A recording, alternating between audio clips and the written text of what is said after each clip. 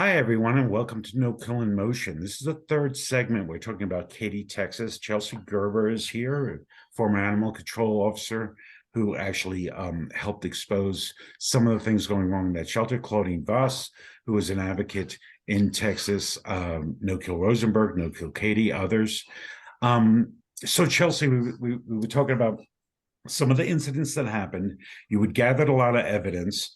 You're going to you get in touch with the chief of police, and actually the day you're going to meet him, or the day before you're going to meet him, there's a cat named Jasper who I think someone lost. Tell us that story. Actually, it was we call him Tabby Cat. So Tabby. we got a call that morning for a cat in a trap.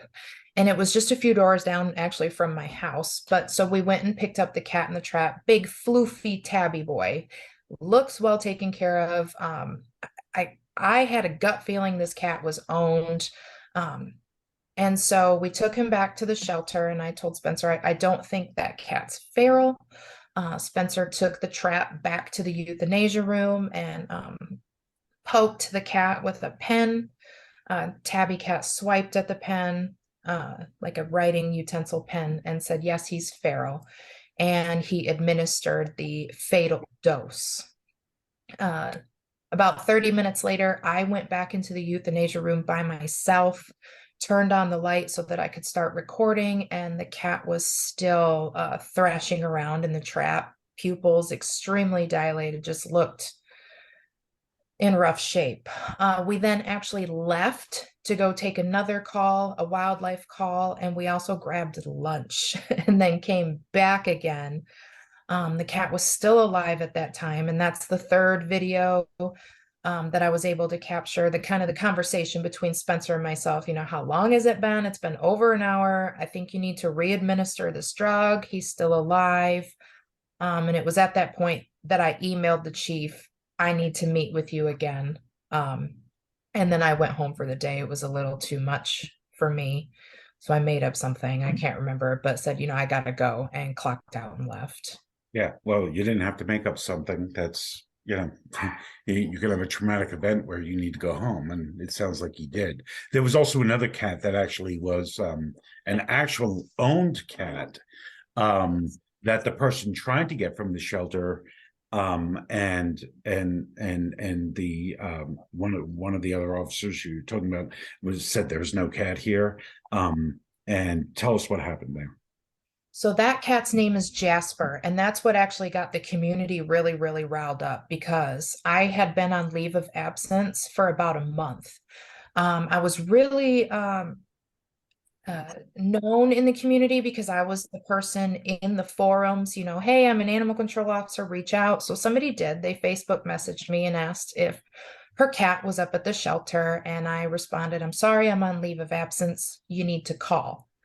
And so she did. She called and asked, did you guys pick up a cat? She was told by David Brown, the supervisor, there's no cat here. I then said, well, keep an eye on the website. They have to hold it for 3 days, so just keep an eye on the website, but do your due diligence, like stay on it. And she did, and it never surfaced on any website. She said, what can I do? The truck was here at my neighbor's a few days ago. That's when the cat went missing. I just have this gut feeling they have my cat. I had a gut feeling something bad happened. And so I said, do an open records request. So she did. And it almost immediately after submitting it, David had reached out to her, called her, and said, well, we made a mistake. We did have your cat. You told me it's a tuxedo cat. I wrote down black and white on the kennel card and didn't put two and two together, and the cat's already been euthanized. In her open records request, she got a copy of the kennel card, and the cat was indeed euthanized the same day it was picked up. So, especially with what you told us before, that cat could have never even made it into the shelter alive. It could have been killed in the van from some of the practices that they were doing. Okay, so this is all horrific. But now at this point, you have you go to meet the chief of police, you give him the evidence, and what goes on from there? So December 17th is when I get the call. It was 2 days after my meeting with the chief from Detective Lee Hernandez of Katy Police Department called me in. As soon as I arrived, he handed me a sheet of paper, a non-disclosure agreement, and instructed me that if I wanted my complaint to be investigated, I had to sign that agreement. I specifically asked if there was a policy that went hand in hand with this. And he said, yes, there is. I asked for a copy of it. He thumbed through a book, couldn't find it, but assured me that this was policy. You have to sign this agreement if you want your complaint heard. So I did. And I handed him an additional flash drive. So they both had one, and kind of started going through a little bit of my timeline, but he wasn't asking me many questions. It's almost like he did not want me to go in depth whatsoever. I was in and out of his office, I think, in 45 minutes. So I'm just curious, did the NDA ever come back later in the case? Were they allowed to ask you for that, or was that ever That was asked? part of my lawsuit. They violated my First Amendment rights and whistleblower protections. You can't, just like section, I think you 1980. referenced 1983. Yeah. 1980. You can't silence somebody who has witnessed crimes. Yeah, I wasn't sure if it was like an NDA, just, if it was limited, like during the investigation, or if it was like NDA, and that doesn't sound right to me, but I wouldn't know. That's what I was asking. Yeah. So it was about the Jasper time. Now I've been on leave of absence for a month because I asked Lee Hernandez again. I need a body camera. I need something to return to work. He said that's out of his league. Take it up with HR. I sent them an email requesting these things. Nothing was provided, so I go on leave of absence. And I went radio silent because I was a bit terrified. About a month later, in January, is when Jasper's incident occurred, Jasper the cat. And at that time, I was in a Facebook Messenger group with Council Member Roy Robertson and another member of the community. Her name's Adrienne Davids. They are the admins of the City of Katy Residents Forum, and they both said, we need to start releasing videos to the public. And I said, I can't. I'm under an NDA. I can't even talk. I'm not even supposed to be talking to you guys about this. But so Adrienne provided a username and a password to a fake Facebook account that she had set up. And I had some friends and family go ahead and post some of the videos to that account. Okay, and so then the community comes forward and action finally starts happening. There's an investigation. That's the beginning. So yeah, right. An investigation. There were also a lot of people called in from different parts of the states to city council meetings to speak.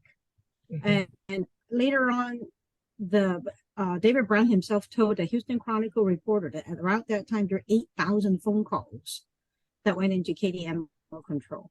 So any of the 8,000 people are listening right now, thank you for doing that. And then we need more of those efforts for any shelter in the country.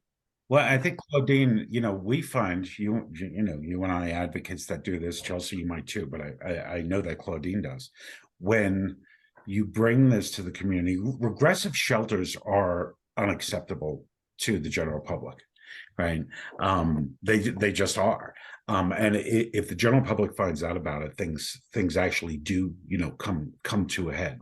Now, there's different ways that it gets addressed, but it does bring it out. And 8,000 calls doesn't surprise me, Claudine, because I want to call 8,000 times just from what I heard out of Chelsea in the last two segments. Myself, I just want to start picking up the phone with somebody, right? But so now we have a 700-page investigation, and they say bad record keeping, right, Chelsea? And I was also guilty of the bad record keeping. Oh, really? I didn't realize that. Oh, so it was bad record keeping, and you were part of it. Yes.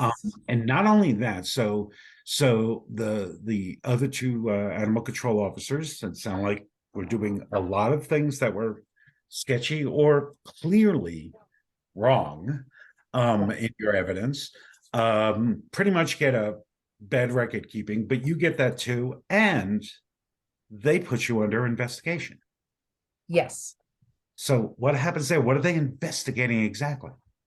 Good question, because if you read the two different reports, there's really nothing specific that they point out that they're investigating me for, other than I brought negative attention to the department. I publicized matters that weren't supposed to be publicized. Without saying it directly, they basically investigated me for violating the MDA and putting videos out to the public. And at that point, they terminate you or just suspend you? At that point, they made me stay on leave of absence for another 4 months until August of 2021. Now we're like halfway through 2021. And they did ask me to come back to work under a 6-month probationary period. However, I had already retained an attorney and we were already getting ready to file a lawsuit. I did not respond to that. Because I had asked questions all along. What did I do wrong? What specific policies did I violate? None of that was ever given to me. I asked specific questions about the first investigation. How was this concluded as not sustained? No questions ever answered. And then they officially terminated me via certified letter in August of 2021. Okay, and so at that point, you're in the lawsuit. It is now 23, right? And you just settled, like just recently, you settled with the town of Katy, city of Katy, correct?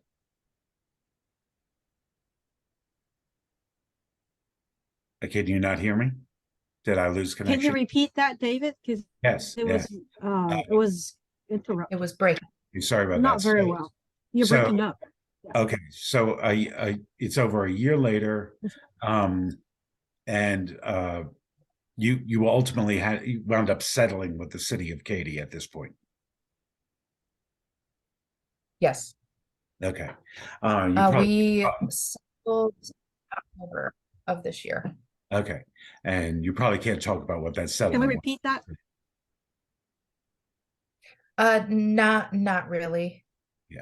Okay. But I will say it wasn't my first choice, but what was most important to me is maintaining my ability of free speech and to be able to speak freely about this. And that is something that the settlement did grant me. Okay. Well, I'm going to stop there. We're going to have one more segment on this, and I hope you will all come back to actually see this, and we'll figure out what's actually happening in Katy today. So thank you for joining No Kill in Motion. Claudine, Chelsea, thank you for being here. We'll be back soon. Thanks.